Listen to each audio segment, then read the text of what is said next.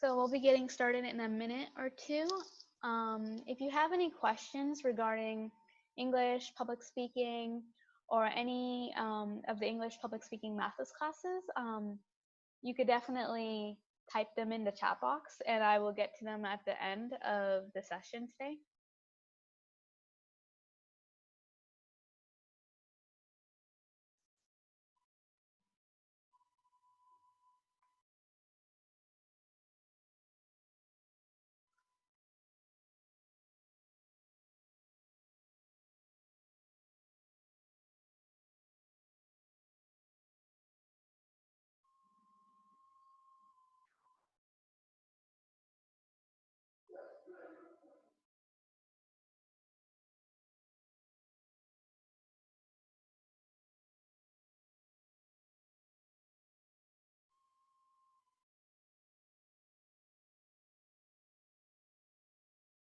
Okay, so I'm going to get started. Before I do, I just wanted to introduce myself very briefly. My name is Vaishnavi Selvamuthikumaran. I'm a rising junior at Georgia Tech, and I've been coaching public speaking and ELA classes for Mathus Academy for the past year and a half. I see someone else has joined. If you could tell me if you are a parent or a student in the chat box, that would be great. It'll help me adapt my presentation accordingly. So if you can, Anu, if you can, okay, thank you. Okay, so today I will be talking to you all about why public speaking, English, and reading is important, and why it is important to start early before it's too late. So in today's agenda, we'll have introductions, which I've already done, and if you have any questions throughout the presentation, feel free to type them in the chat box. So today we'll be looking at reading and writing, just an overview, the implications of starting early, and then I'll give you two example lesson plans that we at Mathus Academy do to teach our students. Anyone who has joined, if you could tell me if you are a parent or a student, that would be great. Continuing on, we also are going to cover public speaking, just a brief overview, as well as the implications of starting early. And then we'll go over a elevator pitch lesson that, again, are taught to our students here at Mathus Academy. And then I'll talk about next steps, and then finally, I will answer your questions. So I thought about doing a question survey, but I think it's just easier to do questions in the chat box. So again, if you have any questions throughout the presentation, feel free to put it in the chat box. So let's begin with the importance of reading and writing. We'll start off with writing. Writing is all around us.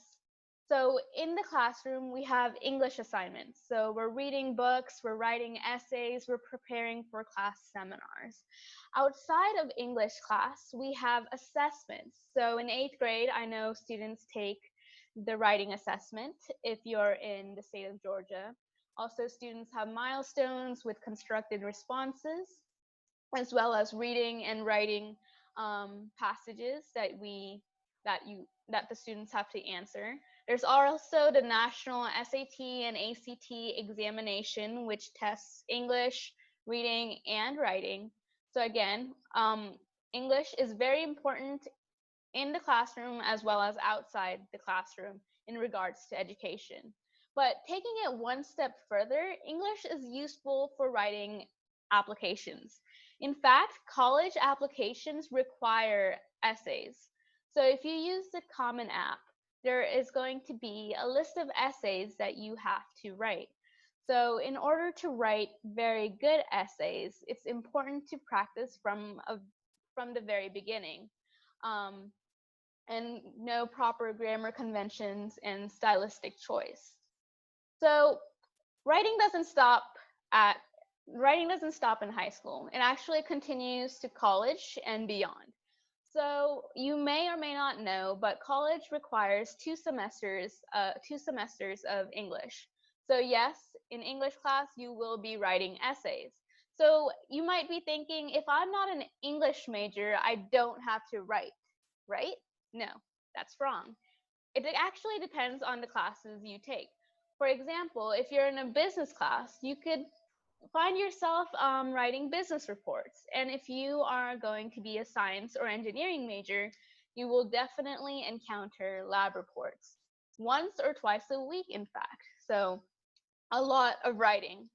And writing doesn't stop in college either. It actually goes beyond to your career. So we have emails, we draft presentations, you need writing for your resumes as well as writing speeches. Yes, speeches are more of a public speaking related aspect, but speeches also need to be written in order to be practiced and presented well. And so my point is, writing is everywhere. So why should we start writing so early? Writing helps with effective communication.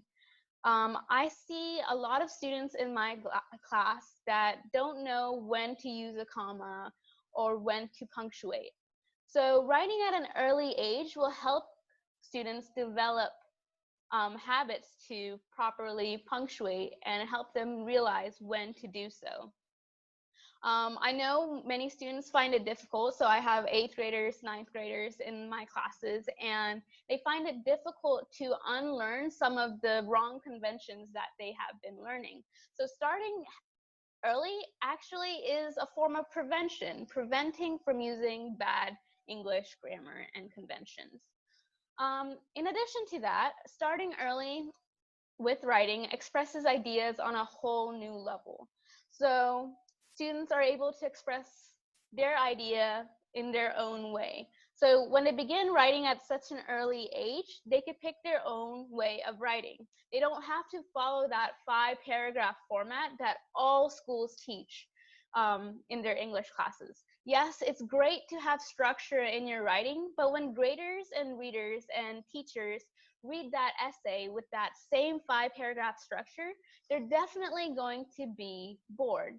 So at Mathus Academy, we teach students how to write with their own style. So we don't follow a 5 paragraph structure. Yes, we do teach how to do that in order for them to dip their toes in, but we will take it beyond that and give them their own.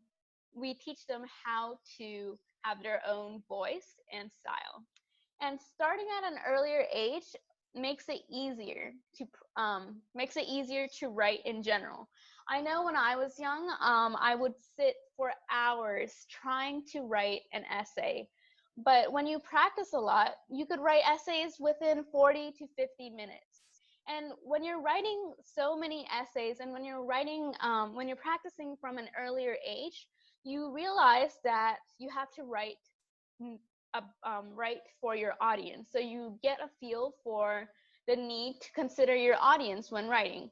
So for instance, if you're doing your college application essays, you're probably going to um, write the essay to the people who are going to read your application. You're not going to write it in the style for your friends or your family.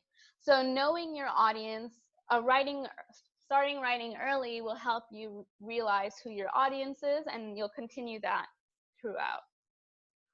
So here is a example of a lesson that we teach at Mathis. I know the Mathis math classes are very popular. Um, so we actually teach in different ways. So as you could see, there are plus signs and equal signs in this lesson. So we try to break it down. We don't have one standard way of teaching English. So here you could see, like for simple sentences, we use subject plus verb, and then we tell you what an independent clause is. So basically, an independent clause is anything with a subject and a verb, and an independent clause can also be characterized as a simple sentence.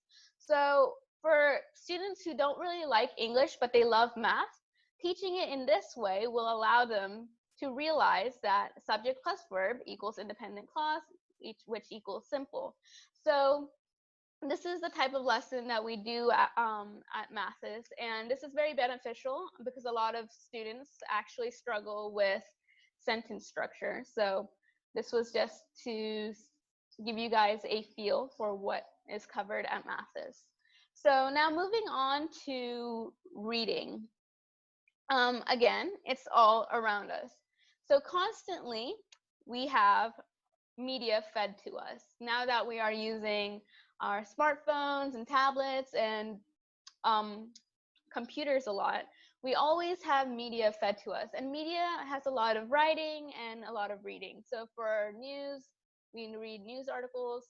Books have become audible as well, so you don't have to read in order to gain the information, but now you can listen to a book and get the information. We go on websites all the time, Twitter, Facebook, all these posts require English as well as reading. Continuing on, for English assignments, yes, we do have to write essays, but every essay probably requires a reading assignment. So you're probably writing based on a reading, based on a book or based on an article. And same thing with seminars. They'll ask you to read a short excerpt from a book or an article, and then you go and discuss. And same thing again with business reports and lab reports. When it comes to business and lab reports, you definitely have to get your background knowledge from somewhere. We don't know when exactly, we don't always know or have the knowledge that is required from a business or lab report. So starting early with reading helps students become more knowledgeable about subject areas. It also helps with fake news detection. I will cover fake news on the next few slides. And it also helps students build vocabulary, which is essential with assisting in the PSAT, the SAT, the ACT, life in general. Vocabulary is very important, and it gets easier when you read from an early age. It also goes hand in hand with writing, as I demonstrated. In order to write an essay, you probably have to read a book or read an article. And then when you're reading a lot, you know how the author structures their writing to identify, to relate to the audience. So when you're reading a lot, you could probably get a feel for how the audience connects to the audience. How the reader connects to the audience. And so when you're writing, students can also connect how students can also get a feel for when and how to connect to different audiences. So now going on to fake news, we are constantly being fed an overwhelming amount of information on a day-to-day basis. How do we distinguish what's real and what's not? So here in this image, you could see that there is a society for flat Earth. So how do our kids know that this is legit information? Well, this one is probably easy to call out. Yes, this is fake. But we on the news, you have Fox News and then you have CNN. And Fox News is probably more Republican in nature, and CNN is more Democratic in nature. So how do you not fall within the bias and just pick out the facts? Well, characteristics of strong sources include credible, accurate, and relevant information. So in our classes, we make sure that students know how and when to identify fake news. And identifying credible, accurate, and relevant sources will also help them with writing research papers and argumentative papers as well. So continuing on to the importance of public speaking. So this might be a bit repetitive now. It is also all around us. So your students may have encountered a classroom presentation. If not, they will soon encounter a classroom presentation. A lot of students fear speaking in front of people. Actually, I have a lot of students who are scared to just to speak up in front of a classroom. Um, so in order to gain that confidence, it's important to develop public speaking skills within the student. Um, Presentations aren't the only form of public speaking that you could find for students at such a young age. They have classroom seminars where you have to discuss about a topic. I remember when I was in 6th grade, I always sat in the back and I refused to raise my hand all the time because I just didn't want to voice my opinion. I feared judgment and I lacked the confidence. But when you put yourself in an uncomfortable position and you enroll in classes like public speaking, you grow as a person. And this not only helps you in school and in college, but it probably helps you in life in general. It's easier to make friends. It's easier to network with people when you're in a job. It's easier to pick up the phone and talk to people. It's also easier to ace that interview. So again, public speaking is all around us as well. So starting public speaking early will help students gain confidence. I think that's the most important aspect that I want to point out here, because a lot of students fear speaking, and just to make them feel more confident, I think starting public speaking is very important. Also, with public speaking classes, students are more prepared. They know what they are going to talk about. They also can keep the audience engaged. So they know methods and means to keep the audience engaged. In addition to this, public speaking classes help with identifying what to wear and when to wear certain types of clothes.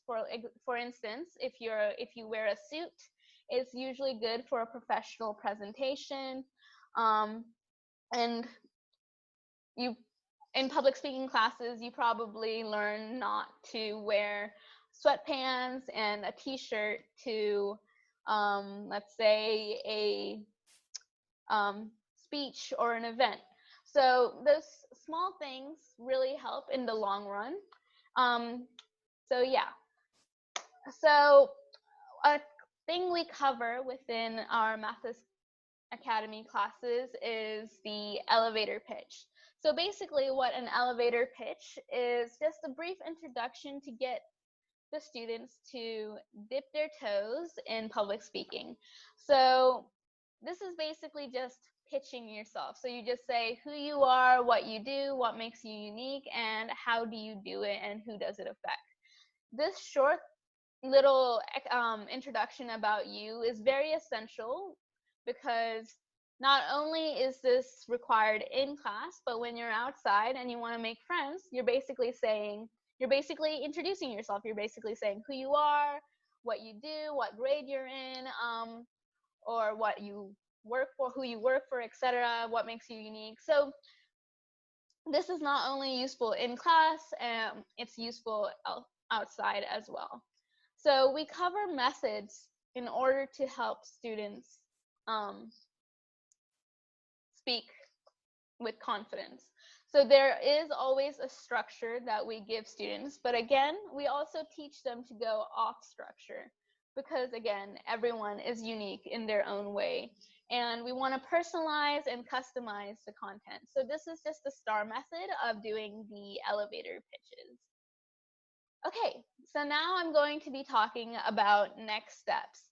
So I think I only have parents in the audience. So next steps would be to tell your students to pick up a book, pick up a pencil, introduce themselves to someone new, and join Mathus Academy's ELA and public speaking classes. So I just wanted to go over what we do at Mathus Academy briefly. So for ELA, we cover almost all of the major essays. So persuasive essays, argumentative essays, informative essays, narratives, research and much more. In addition to not only covering essays, we also do a lot of grammar. So sentence structure, punctuation, pronouns, verbs, adverbs, etc. And going beyond that, we also have reading assignments. So reading fiction, nonfiction, news sources, etc.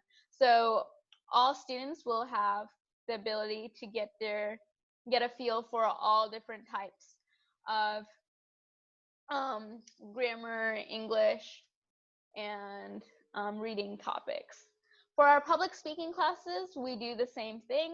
We have persuasive speeches, we have argumentative speeches, we have elevator pitches. We also teach students how to dress professionally, how to create nice, effective presentations in relation to PowerPoint presentations or Google Slides, or even like poster presentations for lab reports. For our public speaking classes, we usually have assessments in the form of projects. So I know a lot of our students like our TED Talk presentations and our Shark Tank presentations. So yeah, this is what we do at Mathus, and this is what I highly recommend, because again, starting early is just easier and it helps a lot with communication in the long run. So I think that was a bit fast, but I am done mostly with the presentation. I will be here to answer any questions about English, public speaking, reading, or the classes in general, if you all want. So if you have any questions, feel free to ask in the chat box.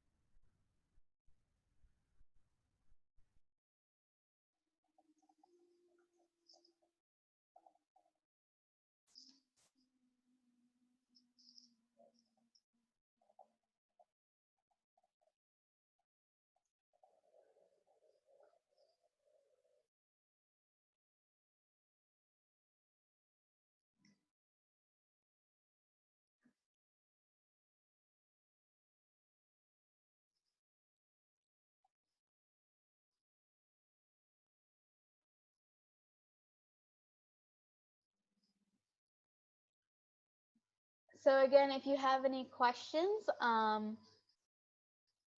feel free to ask in the chat box.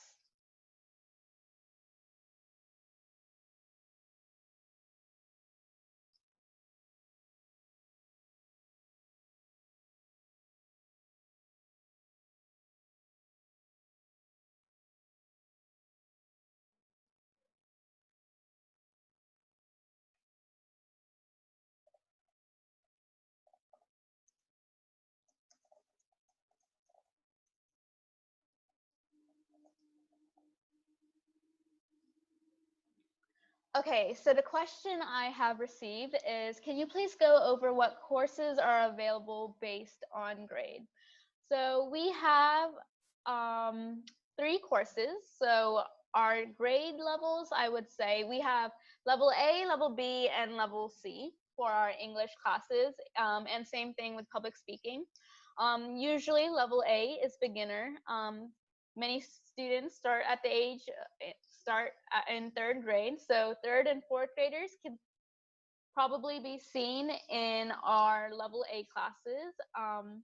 5th and 6th graders can be seen in our level B classes, and 7th and 8th can be seen in our level C classes, for both English and public speaking. So those are the courses, and a list of what we cover in those courses can be found, I believe, on the website. So yes. And then will the students be given topics and be asked to speak? Yes, students are always given topics and asked to speak during class. For writing and English classes, we usually have student participation through written discussions as well as oral discussions. For public speaking, we have activities based on what we learned in class. So if I'm teaching about elevator pitches, I will be assigning the students an activity, asking them to pitch themselves based on what we learned in class. And for homework, they will continue with practicing that, and usually they are recommended to record or practice in front of a mirror in order to help them speak better. So yes to that question. Okay, thanks. Where can I find the fees listed on the website is the next question. I think Mr. Ram will have a better answer to that. I believe they are on the website.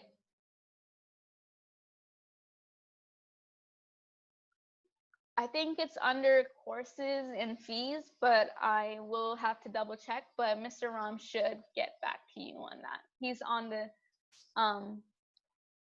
on the chat box, so he could probably answer that question on the chat box. I can't hear him. Maybe you guys can, but I cannot hear him.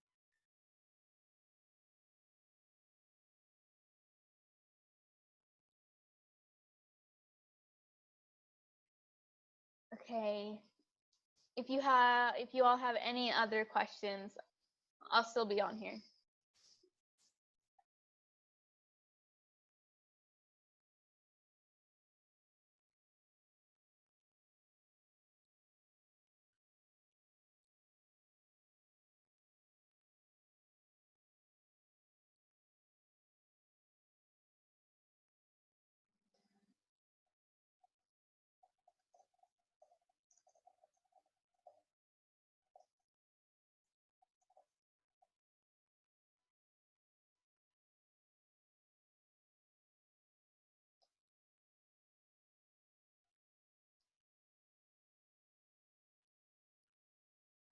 Are there different courses for public speaking, reading, and writing? So there are different courses for, yes.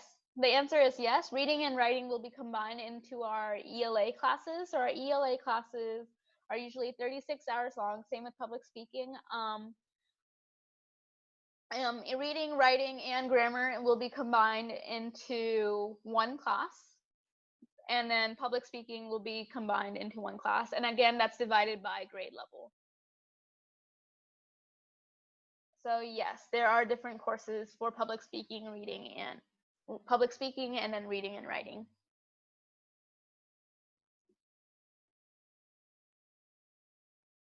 Great questions.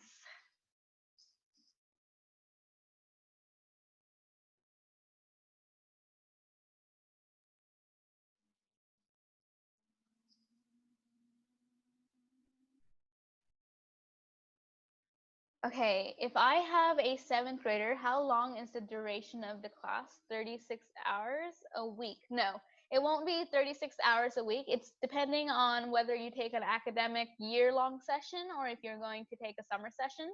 Our summer classes have been running and they are 12 weeks long currently.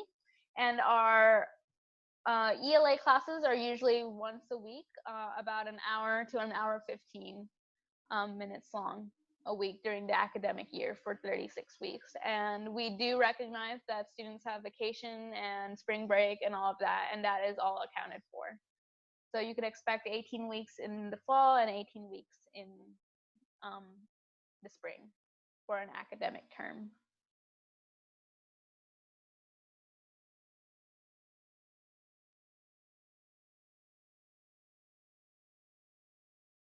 Okay, so when does the summer ELA class start? The summer classes have been running, so we have covered 4 classes. So I'm pretty sure you could still join in regards to that.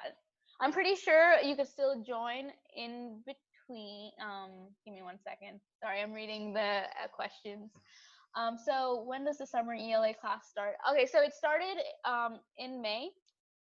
We have finished about 4 classes. I'm pretty sure. Okay, I am just getting the message that we may start another batch from June 1st. If you can send me your email as well as your child's grade, I know you said 7th grade. So if you could send me their email address, I could give you more.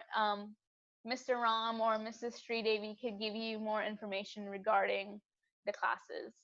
But yes, there might be another batch for English classes starting from June.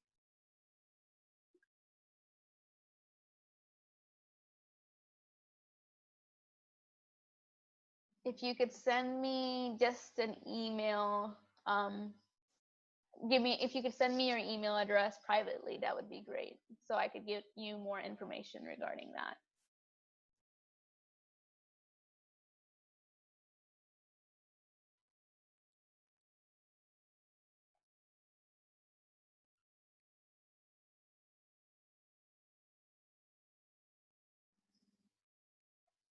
Okay, I will send an email to Mr. Ram. If you need to contact me, you could contact me here.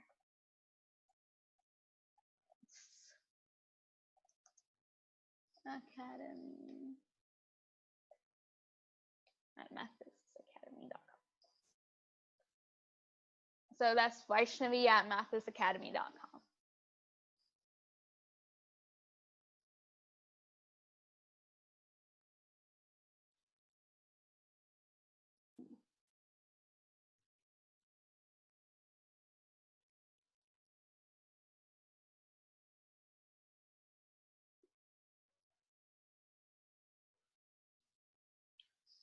Hopefully, if you have any other questions, we could get them answered here or through email. Okay, thanks. This was very helpful. Okay, awesome. Thank you. I hope you enjoyed the session. I know it was a bit short, but I hope it was helpful. Thank you.